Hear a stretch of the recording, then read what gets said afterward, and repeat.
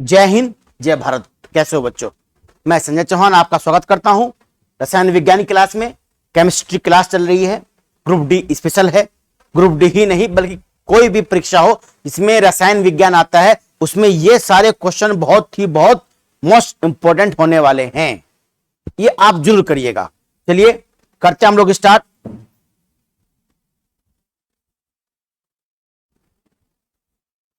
देखो, कल हमने 100 तक क्वेश्चन करे थे इससे पहले वाली क्लास में। उसमें मेनली क्वेश्चन जो थे वो कार्बनिक रसायन के थे। अब हम लोग कार्बनिक पढ़ेंगे, ऑर्गेनिक केमिस्ट्री पढ़ेंगे। इसमें जैसे हमारे विस्फोटक पदार्थ आते हैं, जो हमारे एल्काइन है, एल्केन है, ये सब आते हैं। ये क्वेश्चन सारे बहुत इंपॉर्टेंट है बच्चों। पूरी वीडियो देखिए और इसका लाभ जरूर उठाइए। आप बहुत लाभ आपको होने वाला है जब आप पूरी वीडियो देखेंगे। चलिए करते हैं स्टार्ट। पूछ रहा है, क्या पूछ रहा है? सभी जैव यौगिक क्रियाओं का अनिवार्य मूल तत्व क्या है? सभी जैव यौगिक क्रियाओं का, जैव यौगिक का अनिवार्य मूल तत्व क्या है? नाइट्रोजन? कोई आवश्यक नहीं है। ऑक्सीजन? जैव यौगिक अनिवार्य मूल तत्व पूछ रहा है। कार्बन होता है बच्चों। क्या होता है? कार्बन। बिना कार्बन के कोई जैविक अभिक्रिया नहीं हो सकती। जैविक अभिक्रिया के लिए क्या है? कार्बन अति आवश्यक है। प्रथम विश्व में निम्नलिखित में से किस एक का रासायनिक आयुध के रूप में प्रयोग किया गया था? प्रयोग किया गया था, यह पूछ रहा है। प्रथम विश्व में निम्नलिखित में से किस एक का रासायनिक, ये फर्स्ट वर्ल्ड वॉर की बात कर रहे हैं। फर्स्ट वर्ल्ड वॉर कब से कब होता बच्चों? जानते होंगे आप, 1914 से 1919 तक। वैसे 18 तक मान लो उसको आप, क्योंकि 18 के बाद संधि हो गई थी, तो 18 तक यह आपका प्रथम विश्व युद्ध है। ये काल है। इस काल में किसका प्रयोग रासायनिक आयुध के रूप में होता? तो बच्चों वो थी मस्टर्ड गैस।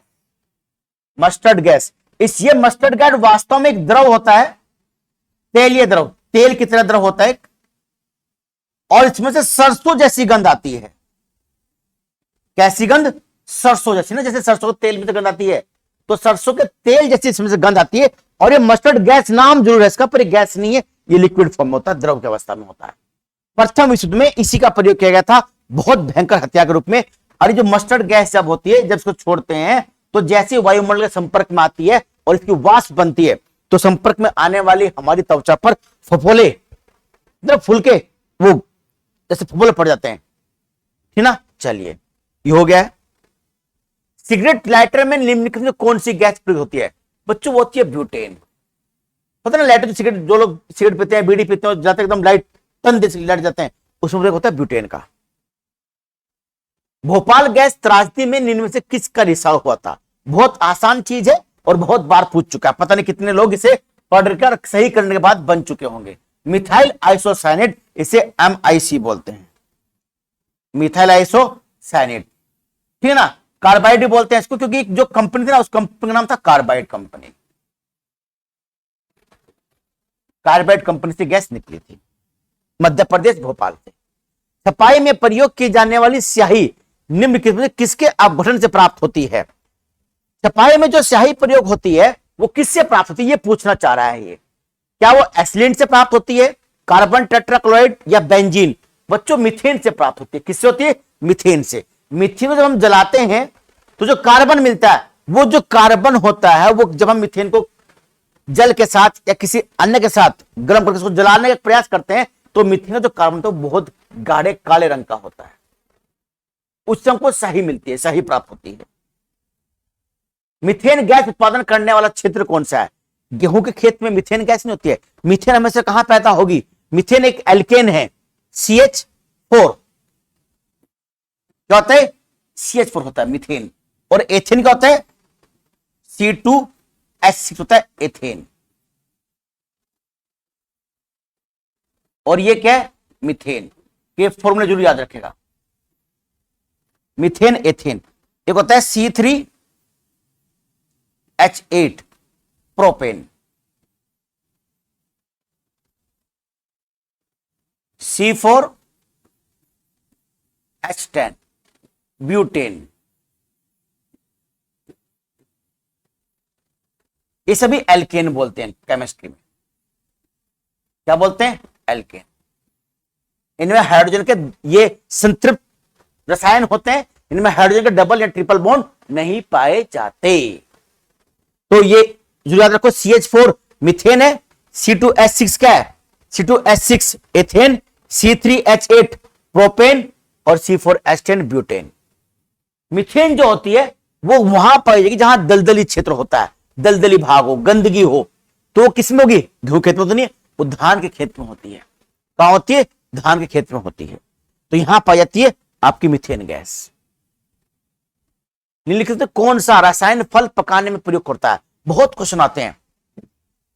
कौन सा रसायन पूछ रहा है, गैस नहीं पूछ रहा है, रसायन पूछ रहा है। तो बच्ची होता है इथेफॉन। इथेफॉन, इथेफॉन एक ऐसा रसायन है जिसमें हम फल डालते हैं उस केमिकल के अंदर और फल पकने शुरू हो जाते हैं। ये इथेन होता है, इसको इथेफॉन बोलते हैं।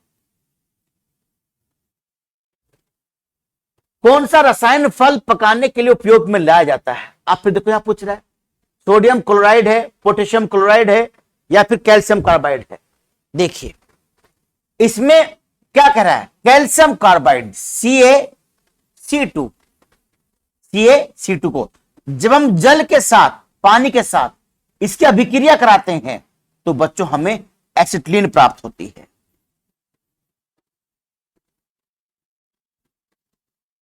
क्या प्राप्त? एसिटिलीन प्राप्त होती है।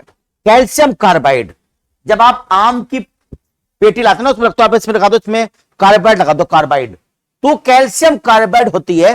और हम आम की पेटी को ऊपर से अखबार से ढक देते हैं तो उसके अंदर जो वायु होती है, वो वायु में नमी होती है। तो जो वायु की जो नमी होगी, उस नमी में जो जल वाष्प होगी, उस वाष्प से कैल्शियम कार्बाइड अभिक्रिया करती है और एसिटिलीन बनती है। इस एसिटिलीन से बच्चों किसकी गंध आती है? लहसुन जैसी गंध आती है। कैसी? लहसुन जैसी गंध इस एसिटिलीन से आती है। तो कैल्शियम कार्बाइड इसका आंसर है।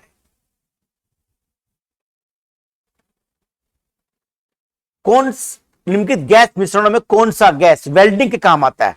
वेल्डिंग काम बच्चों ऑक्सीजन और एसिटिलीन आती है। वेल्डिंग करते हैं ना, वेल्डिंग, ये वेल्डिंग ऑक्सीजन और एसिटिलीन से वेल्डिंग होती है।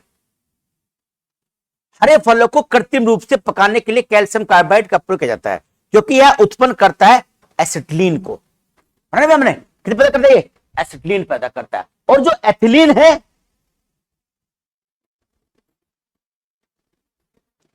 ये एक प्रकार का हार्मोन्स है। ये गैसीय अवस्था में होता है, ये भी गैसीय अवस्था में होती है। ये प्राकृतिक हार्मोन्स है जो पेड़ के अंदर पाया जाता है, पर ये कृत्रिम अवस्था में पाए जाने वाला हार्मोन्स है, ध्यान रखिएगा आप।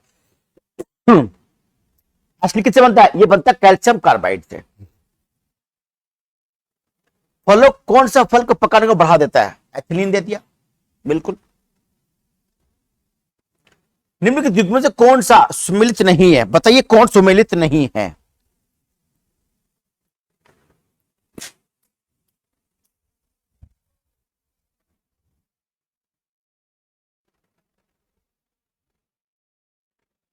फ्लोरीन कार्बनिक यौगिक, शुष्क बर्फ, ठोस कार्बन डाइऑक्साइड बिल्कुल सही है। प्रोटीन मानव त्वचा की बाहरी परत पर पाया जाने वाला प्रोटीन है। मैंने आपको पहले बताया अपनी बायोलॉजी क्लास में कि जो हमारे यहां ना ये जो नाखून है और जो हमारे बाल है, ये डेड प्रोटीन है। ये प्रोटीन बच्चों केराटिन ही होता है। हमारे नाखून हमारी त्वचा ही है, केराटिन। ये भी सुमेल है। मस्टर्ड गैस रासायनिक युद्ध में प्रयुक्त होने वाला विषैला, तो ये भी ठीक है। फ्लोरीन जो होती है बच्चों, वो कार्बयुक्त नहीं होता है, ये एक कार्बन का अशुद्ध रूप है। कार्बन का अशुद्ध रूप है, इसे हम C60 लिखते हैं। कार्बन का अशुद्ध रूप है फ्लोरीन्स, ठीक ना, ना कि कार्बन का यौगिक है। तो ये इसमें सम्मिलित नहीं है। विषाक्त मस्टर्ड गैस पता है, अभी द्रवावस्था में होती है। एथिल अल्कोहल में निम्न से मिलाकर पीने के अयोग्य बनाया जाता है। एथिल अल्कोहल बच्चों क्या होता है? देखो, एक होता है एथिल अल्कोहल, एक होता है मैथिल अल्कोहल। मैथिल अल्कोहल जहरीला होता है, एथिल अल्कोहल पीने योग्य होता है। मैथिल अल्कोहल क्या होता है? मैथिल अल्कोहल जहरीला होता है, उसे पीने से बच्चों आंखें खराब, अंधा हो जाता है व्यक्ति, और बहुत ज्यादा पीने से व्यक्ति की मृत्यु हो जाती है। बोलते ना कच्ची शराब पीने से मर गए, तो कच्ची शराब वास्तव में क्या है? कच्ची शराब वास्तव में मैथिल अल्कोहल है। ये क्या पूछ रहा है? एथिल अल्कोहल में C2H5OH में पोटेशियम साइनाइड मिला तो अयोग्य बनाने के लिए, मिथेनॉल नहीं, एसिटिक अम्ल और पिराडीन। एसिटिक अम्ल और पिराडीन बनाने से, मिलाने से ये पीने के योग्य नहीं रहता, अयोग्य बन जाता है। एथिल अल्कोहल में क्या मिलाते हैं? एसिटिक अम्ल और पिराडीन मिलाने से क्या होता है? ये अयोग्य हो जाता है, इसको हम पी नहीं सकते। फिर निम्नलिखित में से किसको वुड स्पिरिट कहते हैं? देखो बच्चों, मैथिल अल्कोहल जो होता है इसे कहते हैं वुड स्पिरिट। ये एक जहरीला द्रव है, जहरीला पदार्थ है। इसको कास्ट, कास्ट मतलब होता है लकड़ी, कास्ट स्पिरिट या कास्ट नेफ्था भी कहते थे, कास्ट नेफ्था, कास्ट नेफ्था भी कहते हैं इसको। किसको? मैथिल अल्कोहल को कास्ट नेफ्था भी कहते हैं और कास्ट स्पिरिट भी कहते हैं। ये एक जहरीला पदार्थ है वुड स्पिरिट जो होता है, इसको पीने से व्यक्ति मृत्यु ज्यादा होती है। एथिल अल्कोहल जो लोग शराब पीते हैं वो होता है, ठीक ना। ग्लिसरॉल आप सब जानते ही। शक्कर के किण्वन से क्या बनता है? ये बच्चों शक्कर की जो बात कर रहा है, ये शक्कर की बात कर रहा है जो हमको गन्ने के ग्लूकोज और फ्रक्टोज से प्राप्त होती है। ये उस शक्कर की बात कर रहा है। शक्कर, शक्कर के किण्वन से क्या प्राप्त होता है? यानी एक प्रकार से C6H12O6 है ना, तो उसमें डबल होता है ये C6H12O6, तो मोनोसैकेराइड हो गया, इतना मोनोसैकेराइड C1222O11। ये होती है गन्ने की शर्करा, ये गन्ने की शर्करा होती है। इसमें एक अणु ग्लूकोज का और एक अणु बच्चों इसमें फ्रक्टोज का है। एक किसका? ग्लूकोज का, किसका? फ्रक्टोज का। तो इसमें जो बनता है, इससे क्या बनता है? मिथाइल अल्कोहल बनता है कि एथिल अल्कोहल बनता है? इथाइल अल्कोहल बनता है। शक्कर के किण्वन से बनता है इथाइल अल्कोहल, इथाइल अल्कोहल बनता है। ये शक्कर के किण्वन है ना, जैसे आप हम लोग खाते हैं शीश, हम लोग खाते हैं इसको, तो हमारे शरीर में जाके टूट जाता है। किसमें टूटेगा? ग्लूकोज में। जब ग्लूकोज टूटता है तो इससे क्या बनता है? एथिल अल्कोहल बनता है, ठीक, एथिल अल्कोहल।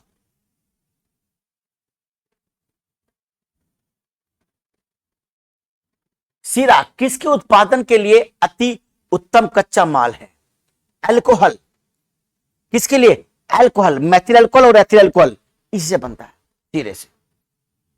प्राकृतिक रबर का बहुलक नहीं है, और तो रबर का बहुलक है। बहुलक क्या होते हैं? बहुलक उन्हें बोलते हैं जब छोटे सरल अणु, छोटे सरल अणु किसी रासायनिक अभिक्रिया से बहुत सारे अणु एक साथ मिलकर एक उच्च अणुभार वाला पदार्थ बनाते हैं, उसे बोलते हैं बहुलक। तो उच्च अणुभार वाला पदार्थ जो होता है, ध्यान रखें बच्चों, उच्च अणुभार, उच्च अणुभार वाला जो पदार्थ होता है वो एक प्रकार का बहुलक होता है। जैसे सेलुलोज है, प्राकृतिक बहुलक है। कपास है ना, वो सेलुलोज होता है, बहुलक है। प्रोटीन ये बहुलक है, ठीक ना। रेशम ये बहुलक, ये प्राकृतिक बहुलक है। प्राकृतिक रबर का बहुलक पूछ रहा है, ये आइसोप्रीन होता है। क्या होता है? आइसोप्रीन। आइसोप्रीन ही प्राकृतिक रबर के रूप में होता है। और रबर जो होता है एक प्रकार का पौधे का लेटेक्स होता है। क्या होता है? लेटेक्स होता है।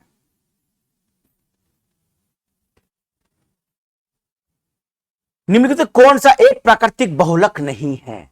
ऊन प्राकृतिक बहुलक है, रेशम प्राकृतिक है, चमड़ा भी प्राकृतिक बहुलक होता है, नायलॉन प्राकृतिक बहुलक नहीं होता है।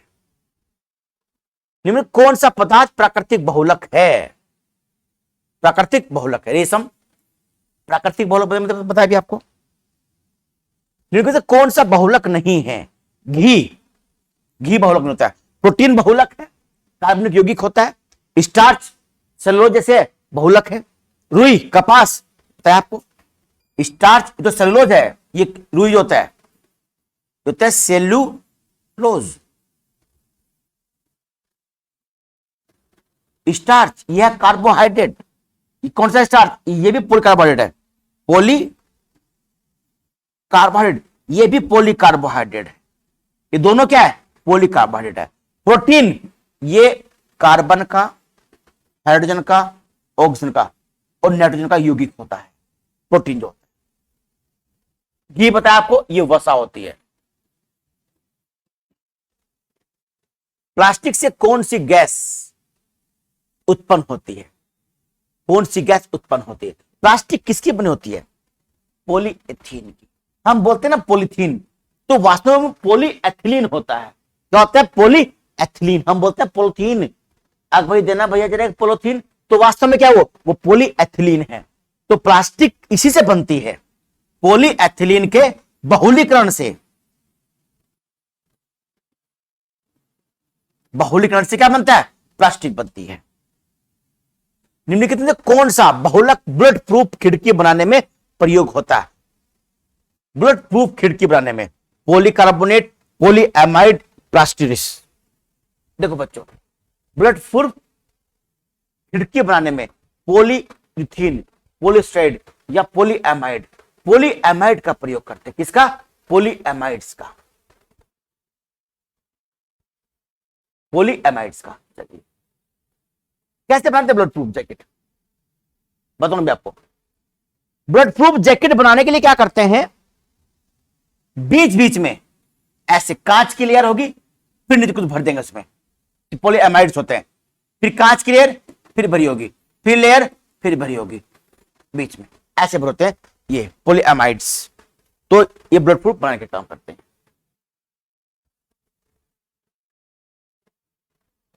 टेफ्लॉन, टेफ्लॉन जो होती है वास्तव में टेफ्लॉन एक प्लास्टिक होती है। तो होती है प्लास्टिक। पॉलीटेट्राफ्लोरोएथिलीन, पॉलीटेट्राफ्लोरोएथिलीन टेफ्लॉन होती है। ये जिसका हम नॉन स्टिक बर्तन बनाते हैं, क्या बनाते हैं? नॉन स्टिक बर्तन। ये पॉलीटेट्राफ्लोरोएथिलीन है। ये ऐसी प्लास्टिक होती है जो लगभग 330 डिग्री सेल्सियस पर गलनांक होती है, गलती है। ठीक। ये दूसरी बात क्या होती है, टेफ्लॉन की जो सतह होती है बहुत चिकनी होती है। तो सतह जब चिकनी होगी तो कोई भी पदार्थ इस पर जमेगा नहीं, इसलिए नॉन स्टिक बर्तन बनाने में इसे टेफ्लॉन का प्रयोग होता है। तो पॉलीटेट्राफ्लोरोएथिलीन होती है। पॉलीनाइल क्लोराइड, ये देखिए आप, एक बोलते ना पीवीसी, आपने अपने घर में पाइप लगा, पानी के पाइप लगवाते हैं तो पीवीसी बोलते हैं उनको। तो पॉलीविनाइल क्लोराइड, ये पॉलीविनाइल क्लोराइड जो है, ये बच्चों इसके प्लास्टिक के पाइप बनते हैं, बहुत मजबूत पाइप होते हैं। भी अब सभी घरों में लोहे के पाइप के स्थान पर प्लास्टिक के पाइप लगते हैं, उन्हें पीवीसी पाइप बोलते हैं। तो पॉलीविनाइल क्लोराइड, इसके पाइप बनते हैं, बहुत सारे पाइप बनते हैं, हेडफोन बनते हैं, बहुत सी चीजें बनती है पीवीसी से। नॉन स्टिक फ्राइंग कढ़ाई के लिए टेफ्लॉन, बताया आपको टेफ्लॉन प्रयोग करते हैं। टेफ्लॉन किस एकलक का बहुलक है? टेफ्लॉन टेट्राफ्लोरोएथिलीन, टेट्राफ्लोरोएथिलीन का बहुलक है। टेफ्लॉन फ्लोरोकार्बन है। पदार्थ का प्रयोग बर्तन को चमकीला बनाने में करते हैं। बर्तन को चमकीला बनाने के लिए जिंक ऑक्साइड का प्रयोग करते हैं। किसका प्रयोग करते हैं? जिंक ऑक्साइड का प्रयोग करते हैं किसी बर्तन को चमकीला बनाने के लिए। निम्नलिखित में कौन सा बहुलक जैव निम्नीकृत नहीं है? जैव निम्नीकृत मतलब है बायोडिग्रेडेबल, यानी जिसको हम समाप्त नहीं कर सकते, जिसको हमारे बैक्टीरिया जीवाणु समाप्त नहीं कर सकते, जो सालों तक मिट्टी में ऐसे पड़ रहता है और मिट्टी में प्रदूषण को फैलाता है। वो बच्चों सेलुलोज, कपास पच जाती है, इसको कीड़े मकोड़े समाप्त करते हैं। प्रोटीन पच जाता है, स्टार्च पच जाता है। पीवीसी बताया अभी आपको, पॉलीविनाइल क्लोराइड, ये बहुत खतरनाक होता है। ये पाइप कभी, जैसे ना पाइप, अगर आपका पाइप है ये, तो ये पाइप कभी गलेगा नहीं। अगर आपका पाइप खराब आपने फेंक दिया ऐसे कूड़ेदान में, तो इसको कभी गलेगा नहीं। ये जलाकर नष्ट कर सकते हो उसको, राख तो राख बन जाएगी, वो राख भी हानिकारक होती है। किस द्रव के एकत्रित होने पर मांसपेशियों में थकान होता है? बहुत आसान क्वेश्चन होता है वो बच्चों, लैक्टिक एसिड होता है, लैक्टिक अम्ल होता है। जब हम कसरत करते हैं ना, जब हम एक्सरसाइज करते हैं, तो हमारी मांसपेशियों में क्या होता है, क्या चीजें होती है? देखो, हम लोग सांस ले रहे हैं, हम लोग अंदर ऑक्सीजन ले रहे हैं। हमारे सिर के अंदर जब ऑक्सीजन जा रही है, तो ऑक्सीजन जो है हमारी, वो C6 H12O6 को, जो O2 है वो तोड़ दे रही है CO2 में, कार्बन डाइऑक्साइड में, H2O में, प्लस 673 किलो कैलोरी ऊर्जा में ये टूट जा रही है।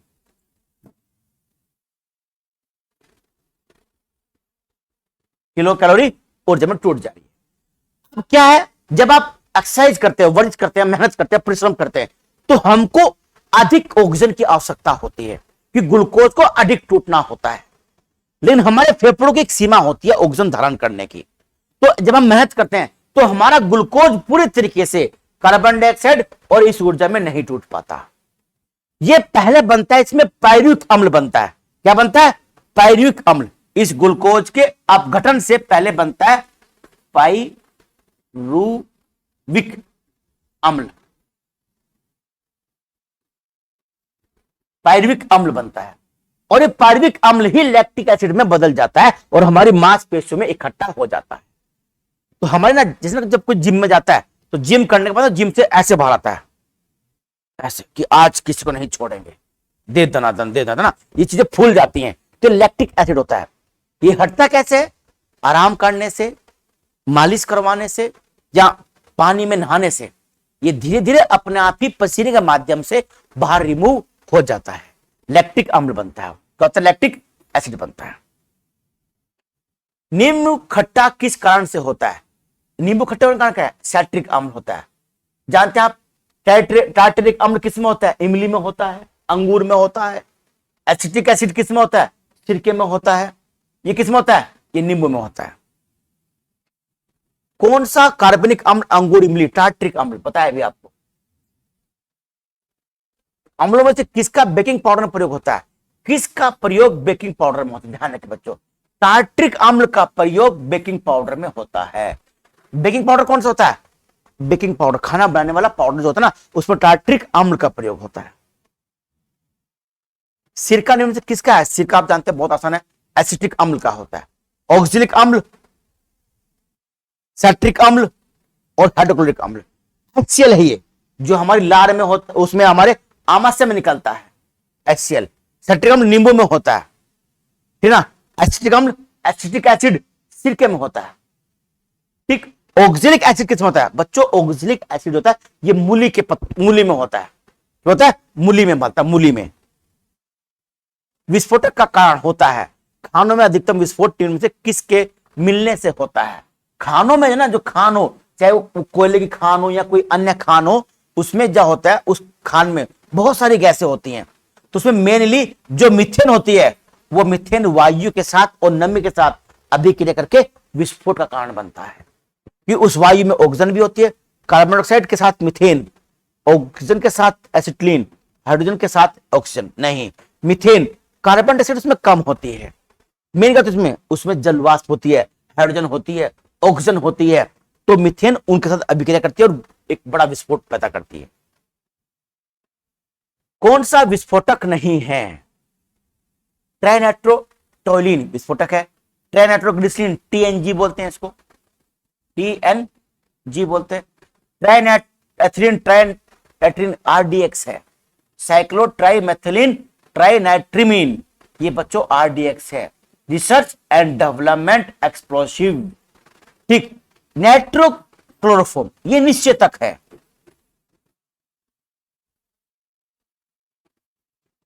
क्या है? निश्चेतक है। ये निश्चेतक है, बेहोशी करने काम आता है। निम्नलिखित में से किस विस्फोटक का नाम नोबल तेल है? TNG, ट्राइनाइट्रोग्लिसरॉल, है ना। भी जैसे ये था पीछे आपका ट्राइनाइट्रोग्लिसरॉल, इसको नोबल तेल बोलते हैं। नोबल तेल क्यों बोलते हैं ट्राइनाइट्रोग्लिसरॉल को? TNG, ट्राइनाइट्रोग्लिसरॉल। इसका प्रयोग डायनामाइट बनाने में करते हैं। डायनामाइट, डायनामाइट वास्तव में क्या है? लकड़ी के बुरूदे पर, मतलब लकड़ी का जो बुरूदा होता है, लकड़ी के बुरूदे पर ट्राइनाइट्रोग्लिसरॉल को गिराते हैं और उसको वो जो ना बुरूदा वो एब्जॉर्ब कर लेता है। उसका प्रयोग जो पदार्थ बनता है ट्राइनाइट्रोग्लिसरॉल के एब्जॉर्ब करने के बाद जो लकड़ी का जो बुरूदा उसको एब्जॉर्ब करता है, अवशोषित करता है उसको, वो जो विस्फोटक पदार्थ बनता है उसे बोलते हैं डायनामाइट, जिसका आविष्कार किया था अल्फ्रेड नोबल ने। अल्फ्रेड नोबल ने आविष्कार किया था। और डायनामाइट बनने के बाद ही सुरंग बनाने का काम होता है, पहाड़ों को तोड़ना होता है, बांध बनाना होता है, गुफाएं बनानी होती है, ठीक ना। ये सब काम किस होता है? सब काम डायनामाइट से होता है। तो डायनामाइट का तेल बोलते हैं टीएनजी को, टेनाइट्रोग्लिसरॉल को। आरडीएक्स का आविष्कार किसने किया? ध्यान बच्चों, आरडीएक्स का आविष्कार 1899 में जर्मनी के जॉर्ज फ्रेडरिक हेनिंग ने किया था। जॉर्ज फ्रेडरिक हेनिंग ने किया था। इसका मतलब होता है आर होता है रिसर्च, रिसर्च, डी से डेवलपमेंट, एक्स से explosive, research and development explosive, research and development explosive बोलते हैं किसको? आरडीएक्स को। आरडीएक्स बहुत खतरनाक चीज है। हेनिंग, देखो आरडीएक्स का प्रयोग सही भी हुआ है, कई बार गुफा इस तरह होना, जैसे कुछ पहाड़ों को तोड़ना हो, वहां प्रयोग हुआ है, पर जब से आतंकवादियों के हाथ में आए तब से खराब हो गया है। आरडीएक्स के अलग अलग नाम है दुनिया में। जर्मनी में T4 बोलते हैं, T4 बोलते हैं। इटली में ने जहां इटली में बोलते हैं T4, इटली में बोलते हैं T4, इटली T4। जर्मनी में हेक्सोन बोलते हैं, और यूएसए में साइक्लोनाइट बोलते हैं।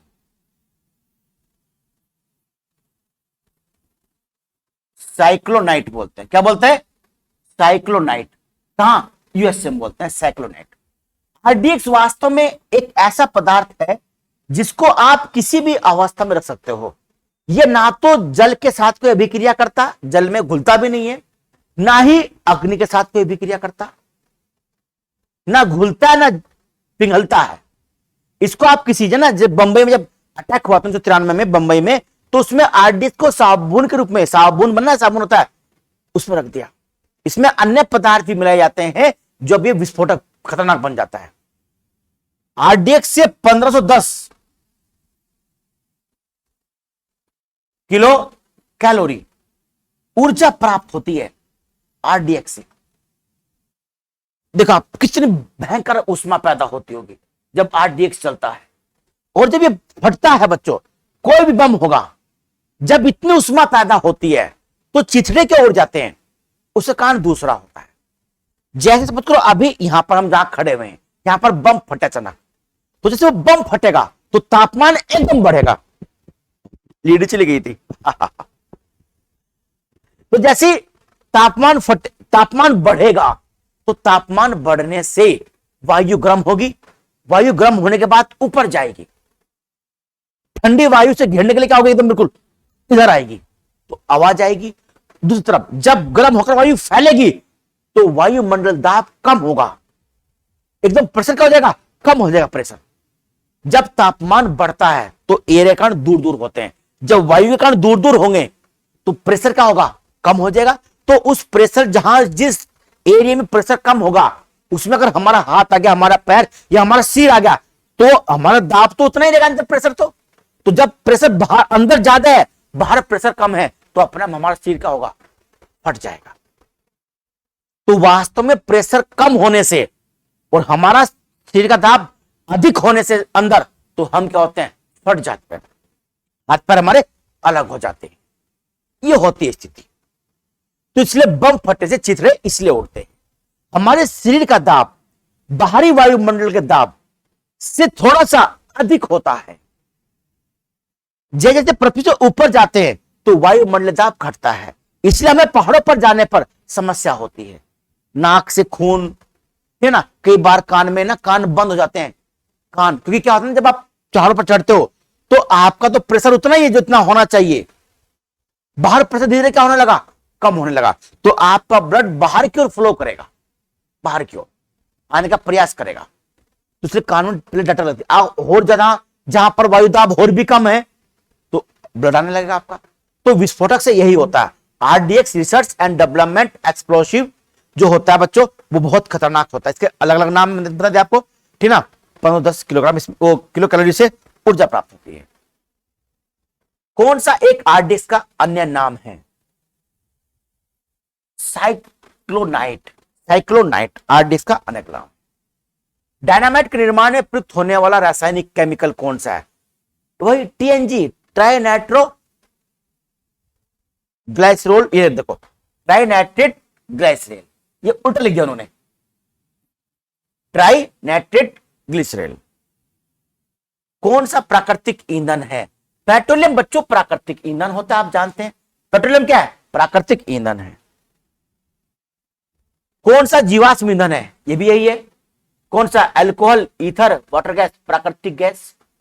जैविक ईंधन है, जीवाश्म जो हमें जीवों के अवशेष से प्राप्त होता है वो पेट्रोलियम ईंधन है, जिसमें पेट्रोल भी है, डीजल भी है, गैस, प्राकृतिक गैस, ये जैसे इसमें आपका सीएनजी भी है, एलपीजी भी है, liquid petroleum gas, compressed natural gas, ये सब कैसे हैं? ये सब जीवाश्म ईंधन है।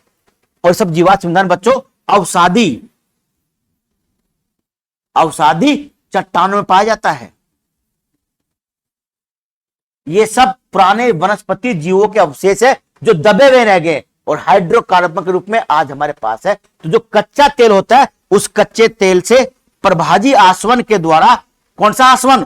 प्रभाजी आसवन के द्वारा हम लोग अलग अलग पदार्थ प्राप्त करते हैं, जिसमें पेट्रोल, डीजल और सीएनजी और आपका एलपीजी वगैरह सब होता है, केरोसिन ऑयल वगैरह। ये सब प्राकृतिक गैस, ये सब जीवाश्म ईंधन है। ऑक्टेन संख्या गुणवत्ता की माप किसकी है? ऑक्टेन संख्या पेट्रोल गुणवत्ता की माप होती है। किसकी? पेट्रोल की। डीजल इंजन में प्रयुक्त ईंधन है। डीजल इंजन में जाना, डीजल की ना जो वाष्प होती है, डीजल की वाष्प और वायु, डीजल की वाष्प और वायु, पेट्रोल भी होता है, पेट्रोल और बाहरी वाष्प, ये दोनों काम करते हैं भाई। खाना बनाने में प्रयोग होने वाली गैस कौन सी है? मीथेन गैस होती है खाना बनाने वाली गैस। ये तो होती है कार्बन डाइऑक्साइड होती है, कार्बन डाइऑक्साइड में नाइट्रोजन ऑक्सीजन गैस में नहीं। कौन सी है? मीथेन गैस, बायोगैस होती है। बोलते ना बायोगैस का प्रयोग करते हैं खाना बनाने में। बायोगैस जो गोबर गैस ही बोलते थे, बायोगैस बोलते थे, मीथेन होती है। बायोगैस का मुख्य घटक क्या है? तो दो दे रखे इसमें, कार्बन डाइऑक्साइड और हाइड्रोजन। ये तो है ही नहीं, हाइड्रोजन और मीथेन देखो हो भी सकता है, कार्बन डाइऑक्साइड और मीथेन हो भी सकता है, हाइड्रोजन ऑक्सीजन ये भी नहीं है। दो ऑप्शन चले गए। ऑप्शन एलिमिनेट करना सीख जाइए तो कोई समस्या नहीं होगी। ऑप्शन एलिमिनेट तब होंगे जब आपको बहुत सारी चीजें आपने पढ़ ली होंगी। हाइड्रोजन और मीथेन, कार्बन डाइऑक्साइड और क्या? मीथेन। इन दोनों में से आंसर है। मीथेन तो है ही है। अब जो नीचे है, जो हमारे नीचे गोबर डाल रखा, कूड़ा करकट डाल रखा, उसमें कौन सी गैस बन सकती है? उसमें कार्बन डाइऑक्साइड तो बनेगी। कौन सी बनेगी? कार्बन डाइऑक्साइड और क्या? मीथेन। हाइड्रोजन तो वहां होने की नहीं। गोबर गैस का घटक मीथेन। एक बायोगैस संयंत्र में निम्न में से कौन सी प्रक्रिया होती है? बायोगैस संयंत्र में बच्चों किण्वन की प्रक्रिया होती है, फर्मेंटेशन होता है। और फर्मेंटेशन जानते हैं, फर्मेंटेशन में CO2 भी बनता है। क्या बनता है? CO2। Liquid petroleum gas LPG के मुख्य अवयव क्या है? लोग जानते हैं, मीथेन, इथेन। मीथेन तो उसमें होते नहीं है, उसमें इथेन, प्रोपेन और ब्यूटेन। इथेन, प्रोपेन और ब्यूटेन ये एलपीजी, लिक्विड पेट्रोलियम गैस के अपघटक होते हैं। तरलीकृत पेट्रोलियम गैस एलपीजी का मुख्य घटक अगर इन सब में पूछे तो इन सब में होता है बच्चों ब्यूटेन। क्या होता है? ब्यूटेन। घरेलू ईंधन के रूप में प्रयुक्त एलपीजी का मुख्य स्रोत वही है, ब्यूटेन। ईंधन गैस का एक मिश्रण है ब्यूटेन और प्रोपेन। ये वाला ब्यूटेन और propane. CNG compressed natural gas मुख्य घटक पूछे तो मीथेन, CH4। तो होता है मीथेन मुख्य घटक है किसका? सीएनजी का। गैसोहोल, गैसोहोल बच्चों जो होता है ना, वो एथिल अल्कोहल और पेट्रोल का मिश्रण होता है। और भारत सरकार ने पेट्रोल में 10% तक, कितना? 10% तक एथिल अल्कोहल मिलाने की अनुमति दी है। भारत सरकार ने पेट्रोल में 10% तक एथिल अगर मिलेगा तो जो हमारे वर्तमान में इंजन है गाड़ियों के, कार के और बाइक के, उनमें हमको कोई परिवर्तन करवाने की आवश्यकता नहीं है बच्चों। तो 10% तक एथिल अल्कोहल और पेट्रोल मिलाकर, इससे क्या होगा, हमको कम से कम 10% पेट्रोल कम मंगाना पड़ेगा, तो हमारी विदेशी मुद्रा बचेगी। कार के इंजन में नॉकिंग के बचने के लिए क्या प्रयोग करते हैं? Lead tetra ethyl, lead tetra ethyl, LED बोलते हैं इसको।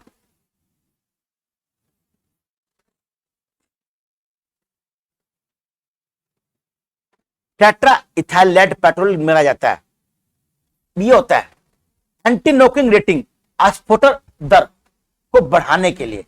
एंटी नॉकिंग क्या होता है? देखो, पेट्रोल में क्या होता है, जब पेट्रोल की वाष्प जल उसकी वायु से मिलती है, तो अगर वो कार्बोनेटर से पहले, इंजन से पहले ही आपस में जल जाए, तो पेट्रोल तो की वाष्प तो खत्म हो जाएगी और इंजन को गति मिल नहीं पाएगी। तो कई बार जब आप बाइक में किक मारते हो तो एकदम बिल्कुल विस्फोट होता है, पट जैसे विस्फोट होता है, नहीं तो विस्फोट होता है पट जैसी के, वही होता है नॉकिंग। कुछ लोग चलते हैं बुलेट को, तो कैसे करते हैं कि बुलेट चली, स्टार्ट की, चले आप लेके उसको बंद करते हैं एकदम, अब स्टार्ट करते हैं तुरंत, और स्टार्ट करना तुरंत रेस देते हैं। तो जैसे आप रेस दोगे ना तो नॉकिंग होती है, उसमें बड़ा पटाखा छूटता है। तो पटाखे छूटने पर क्या होता है, पेट्रोल की वाष्प और वायु का मिश्रण इंजन से पहले ही जल उठते हैं। जो इंजन से जब पहले उठेंगे तो पेट्रोल खर्च ज्यादा होगा। तो उस नॉकिंग से बचने के लिए सामान्य इंजनों में क्या मिलाते हैं बच्चों? टेट्रा लेड मिलाते थे, ठीक ना। अब आपने कहीं लिखा देखा होगा सीसा रहित पेट्रोल, सीसा रहित पेट्रोल, क्योंकि ये सीसा जो था हमारे सिर के अंदर जाकर हमारे ऑर्गन्स को डैमेज कर देता था। धुएं में होता था शीशा, अब ये जल तो वहां पाता नहीं था, तो इसलिए सीसा रहित पेट्रोल होता है। इसलिए अब एंटी नॉकिंग रेटिंग में नहीं प्रयोग करते हैं, अब 4 स्ट्रोक इंजन होता है, उसमें ये नॉकिंग होती ही नहीं है। 4 स्ट्रोक इंजन में नॉकिंग अब नहीं होती है। अब पेट्रोल इसी तरीके से बनाया जाता है, इसी तरीके से जो प्यूरिफाई करते हैं वैसा करते हैं कि वो सीसा रहित होता है, उसमें हम लेड अब नहीं मिलाते, पहले मिला करते। अब सीसा रहित पेट्रोल होता है, अब ये नहीं मिलाते। क्वेश्चन आते ही आपको बताना पड़ रहा है। ऑटोमोबाइल इंजनों में प्रतिहिम के रूप में, प्रतिहिम का मतलब होता है कूलेंट। जब गाड़ी में चलाते हो आप एसी लगाते हो, एसी बोलता है इसमें कूलेंट कम हो गया भाई, तो आप डलवाते हो कूलेंट। तो बच्चों जो कूलेंट होता है ना वो प्रोपिल अल्कोहल नहीं, एथेनॉल भी नहीं होता, मेथनॉल तो होता ही नहीं है, एथिलीन ग्लाइकोल होता है, एथिलीन ग्लाइकोल। ये कुछ हरे हरे से रंग का होता है, कुछ ग्रीन से रंग का होता है, ये एथिलीन ग्लाइकोल होता है। ये होता है बच्चों जो कूलेंट होता है, जो हम डालते हैं कूलेंट ताकि इंजन गर्म ना हो, उसे कूलेंट कहते हैं, है ना, वो डालते। तो कूलेंट हमारा क्या होता है? एथिलीन अल्कोहल होता है। और ध्यान बच्चों, डीजल की गाड़ियों में पहाड़ी इलाकों में ना जो हमारा वो होता है बाहर एक वो लगा होता है पानी, जिसमें हम पानी डालते हैं, तो जिसमें हम पानी डालते हैं क्या बोलते हैं उसको, ध्यान नहीं आ रहा मेरे, कार्बोरेटर नहीं बोलते, कुछ बोलते हैं उसको, जो इंजन होता है बाहर की तरफ, जो उसमें ना पानी डालते हैं हम लोग। तो पानी क्या करते हैं, पानी का जो क्या होता है, जब हम कूलेंट नहीं डालते थे तो उसमें ना पानी की वाष्प अंदर जाती है और वो इंजन को, उसको होता है रेडिएटर, रेडिएटर बोलते हैं, रेडिएटर। रेडिएटर में हम जल मिलाते हैं, क्या मिलाते हैं? जल। लेकिन जो वाहन शिमला में, मसूरी में चलते होंगे ठंड में, तो वो तो जम जाते होंगे तो पानी, तो वहां पर बच्चों अल्कोहल मिलाते हैं, इसमें है नहीं, क्या मिलाते हैं वहां पर अल्कोहल मिलाते हैं, क्योंकि अल्कोहल जो होती है इसका जो जमाव बिंदु होता है वो -115 डिग्री सेल्सियस होता है। अल्कोहल 115 पर जमती है, जल जमता है 100 पे, पानी जमता है -40 पे, और अल्कोहल जमते हैं भाई साहब 115 पे। इसलिए कारगिल जैसे इलाकों में अल्कोहल का प्रयोग ज्यादा किया जाता है। जो इंजन होते हैं, गाड़ी होते हैं, वहां पर उनके रेडिएटर में अल्कोहल मिला देते हैं, उसमें जल में। जब पानी में अल्कोहल मिल जाएगी तो पानी जल्दी जमेगा नहीं, ठीक है ना, और अल्कोहल का प्रयोग भी वहां ज्यादा करते हैं, ठीक। तो अल्कोहल का जो हिमांक बिंदु है, जो फ्रीजिंग पॉइंट है, वो -115 डिग्री सेल्सियस होता है। भारी वाहनों में डीजल का प्रयोग करते हैं, क्यों करते हैं? अधिक माइलेज के लिए। डीजल तो कम माइलेज देता है, कम खर्च और ईंधन की बचत के लिए। खर्च कम कहां होता है, ईंधन कहां बचता है? उच्च क्षमता, इसकी क्षमता उच्च होती है। डीजल भारी वाहनों को काम करने के लिए उच्च क्षमता देता है और बचत भी होती है उसके। तो मेन तो क्या है, उच्च क्षमता मेन है। निम्न पदार्थों में से कौन सा पदार्थ खाने वाली वस्तु को परिरक्षण यानी खाने की पदार्थ को बचाने का काम करता है ना? साइट्रिक एसिड करता है, सोडियम बेंजोएट। सोडियम बेंजोएट ये वो पदार्थ है बच्चों जो क्या करता है, भोजन को बचाता है। बचाता नहीं, बचाता है। कौन सा पदार्थ खाने की वस्तु का परिरक्षण करता है, यानी एक प्रकार से उनका संरक्षण करता है, यानी उनको खराब नहीं होने देता, खराब नहीं होने देता। कौन? Sodium benzoate. खाद्य परीक्षण में मदद करता है। प्रतिशत मतलब होता है ना, जैसे बोलते हैं ना कोल्ड स्टोर, फ्रिज भी एक प्रकार कोल्ड स्टोर ही है। तो क्या काम करता है, जीवाणु को मार देता है क्या फ्रिज हमारा? नहीं, जैव रासायनिक अभिक्रिया की दर को कम कर देता है। किसको? जैव रासायनिक अभिक्रिया की दर को कम, यानी फ्रिज में भी और जो हमारा वो होता है कोल्ड स्टोर, वहां भी चीजें खराब होती है, वहां भी फल खराब होते हैं, पर खराब होने की दर क्या होती है, धीमी हो जाती है। तो दर धीमी होती है, इसलिए इसको ये बोलते हैं। कौन सा रसायन परिचिता के जो घरेलू प्रयोग करते हैं, वो बच्चों होता है फ्रीओन। कौन सा है वो फ्रीओन है। हमारी गैस है ना, जैसे हमारा फ्रिज वगैरह है, इन सब में क्या इस्तेमाल करते हैं, फ्रीओन इस्तेमाल करते हैं। कच्ची चीनी को रंग विहीन बनाने के लिए लकड़ी का चारकोल नहीं, चीनी का चारकोल प्रयोग करते। किसका? चीनी का चारकोल। इसको ना चारकोल जितना इस्तेमाल करेंगे चीनी में, अच्छा तो उल्टा हो गया। कच्ची चीनी को रंग विहीन बनाने के लिए एनिमल चारकोल का प्रयोग करते हैं। किसका? एनिमल चारकोल का। हालांकि अब तो केमिकल इस्तेमाल करते हैं, पहले एनिमल का। कि हुआ क्या ना, चीनी अगर आप खाओगे तो आपको बताना पड़ेगा कि चीनी जो है ना उसमें मांस का प्रयोग नहीं हुआ है, तो एनिमल चारकोल का प्रयोग यानी हड्डियों के चूरे का प्रयोग अब नहीं करते चीनी को साफ करने में। अब बहुत सारे केमिकल्स आते हैं तो चीनी को साफ करने में उनका प्रयोग करते हैं। लेकिन क्वेश्चन क्योंकि पहले आते हैं और अभी भी आते रहे हैं, तो इसमें आपको लगना है एनिमल चारकोल का प्रयोग करते हैं। शहद का प्रमुख घटक क्या है? Sucrose, glucose, fructose. शहद किससे बना होता है? फ्रक्टोज से बना होता है शहद। शहद में तो फ्रक्टोज होता है। एस्प्रिन कहां से मिलती है? एस्प्रिन एक पेड़ होता है, उस पेड़ का लेटेक्स, उस पेड़ का लेटेक्स एस्प्रिन होता है। ये एंटीपायरेटिक,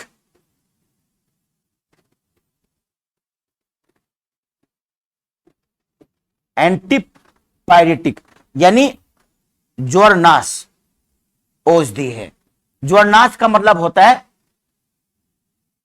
कि बुखार को खत्म करने वाली औषधि है, बुखार समाप्त करती है। और साथ में इस एस्प्रिन का प्रयोग दर्द निवारक के रूप में भी करते हैं।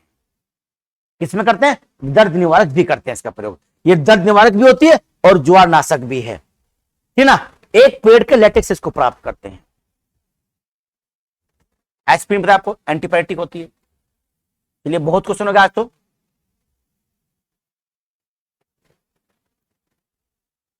ठीक है, बाकी जो क्वेश्चन है वो कल करेंगे। इतना ही करते हैं आज 65, क्योंकि बहुत लंबी फिर वीडियो हो जाती है और फिर आप देखने में उसको कतराते हैं। वीडियो जरूर देखिए पूरी, इनसे क्वेश्चन पक्का मिलने को रट लीजिएगा। एक दो बार अगर आपने देख भी ली वीडियो, आपने 2 बार वीडियो ध्यान से भी देख ली ना, और आप पेपर में ऐसे चले गए, तो वहां आपको पहली बार जो स्ट्राइक करेगा वो आपका आंसर सही हो जाएगा। ठीक है बच्चों, तो आप पूरी वीडियो देखें। इससे पहले जो वीडियो पड़ी हुई है वो देख लीजिए, आपको साइंस में अधिक करने की आवश्यकता नहीं पड़ेगी। ठीक है, चलिए नमस्कार, जय हिंद, जय भारत।